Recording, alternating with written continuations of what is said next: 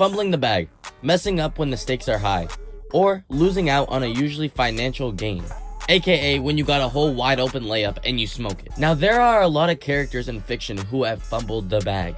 I covered it in the first part of this series, but there are plenty more. Like and subscribe, and let's get into the first person. The first person I want to talk about who fumbled the bag is Splode from Invincible. This man Rex fumbled the bag astronomically hard. Now, before the events of season 1, he was dating a girl named Adam Eve, who might just be my favorite redhead ever. Look at her, she bad. I need it.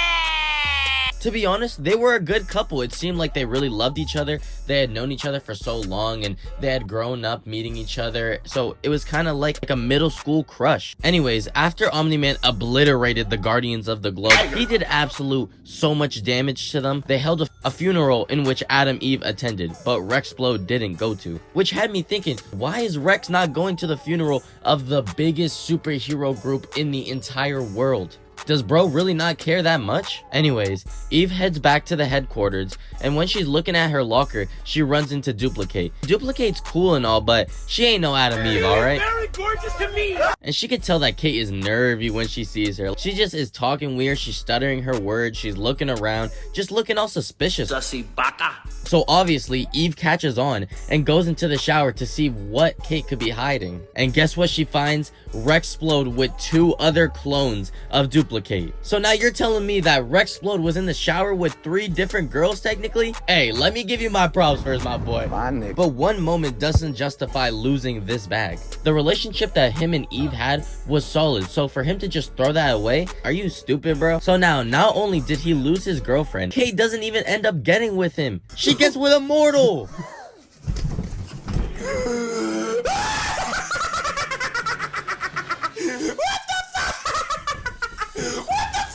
Why would you want to get with a mortal? Is actually crazy. And not only do they get with each other, they end up having kids.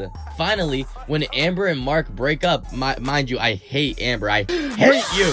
Even Mark end up getting together. So when the Invincible variants come down to Earth to wreak havoc, Rex ends up dying, sacrificing himself to kill another Invincible. So not only did you die to Invincible, another Invincible is clapping your girl. And then at the funeral, Eve's crying because of course they had a relationship together, they had memories together. She's crying, but then she goes home and then she gets pregnant by Mark. This all could have been avoided if you just didn't cheat, dude. The next bag fumble I want to talk about is Mikami from Death Note. This man single-handedly is the reason why Light lost against Nier. Now, you need a little bit of context to see how he really screwed Light's plan up. So Light had Misa get rid of the Death Note, losing her memory for the 2nd time, so that when Nier went to go question her, she wouldn't have any recollection of being Kira, or at the fact that Light is Kira. He told Ryuk to give the Death Note to a certain follower of Kira, someone who has a strong sense of justice. Maybe a little bit too strong though. And when Mikami got the Death Note, he got busy, okay?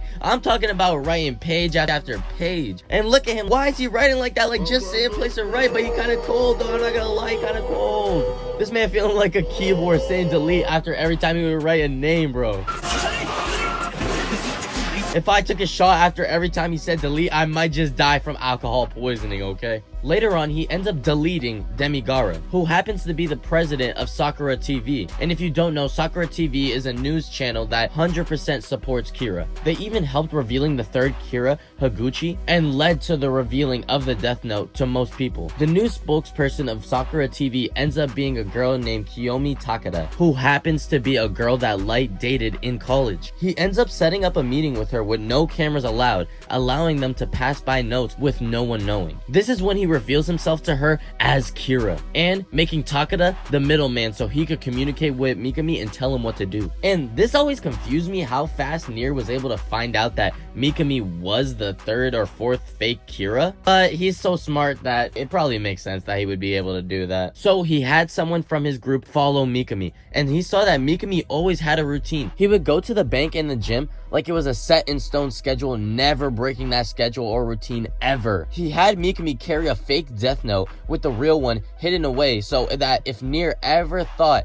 to switch out the Death Note, he would be switching out a fake one. That wasn't until Mello, the 2nd successor of L, kidnapped Kiyomi Takada. For the first time ever, Mikami makes his own judgment call and decides to go to the bank, breaking his routine, and writes down Takada's name in the real notebook.